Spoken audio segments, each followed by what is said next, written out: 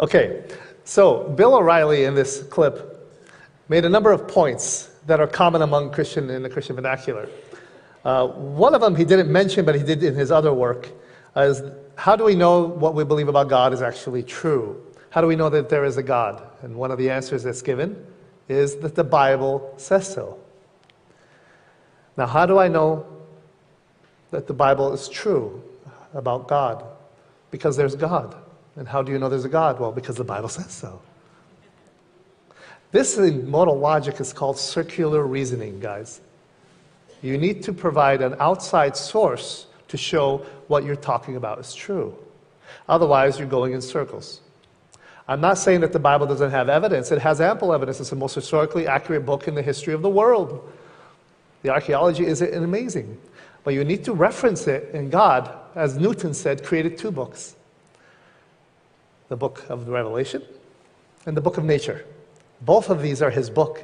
Let's use both of them to establish the case, because they're both there. The second thing that Bill O'Reilly mentioned there was, it's true for me. Have you heard that? It's true for me. Well, it's true for the Muslim that Muhammad is God, the prophet of God, and the messenger of God. Well, it's true for the Buddha that Buddha is the manifestation of enlightenment, and the more closer I get to Buddha, the more I actually get annihilated, mentally speaking. They call it the Atman. But that's what they believe. It's true for them. Guys, truth in an objective sense doesn't change because of your subjective whims. If it did, then I'll pull up to the bank tomorrow and ask the teller to give me $200 million. So, sir, it's not in your account. No, you don't understand. It's true for me. She may have to call somebody to pull me out of the driveway there. Because I can't change reality just because of my whims or desires. Neither can I change the fact of who God is. I have to conform myself to the reality, not reality to me. One of my professors once told me, reality is what you hit, like a brick wall when you're wrong.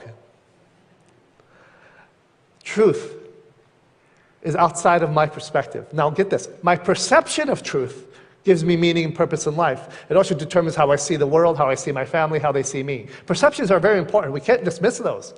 But they're not the same thing as the truth in the objective sense. Finally, the God in the gaps. Bill told the Dawkins in this interview, when you guys figure it out, come back and tell me. Because I don't understand how the tides come in and tides come out, how the universe spins, how the earth moves on its axis. Therefore, it must be God. This is what scientists call the God in the gaps fallacy. Because you can't explain it, you can't explain how hemoglobin moves in the body or how the heart pumps blood, how the liver interacts with the brain, it must be God. That's a lazy answer, by the way. Why can't we do what the great scientists like Kepler and the medical establishment done who do believe in God and say, God did it? Now, my job as a scientist is to figure out how. And that's how you can make science connected to your belief rather than divorced from it.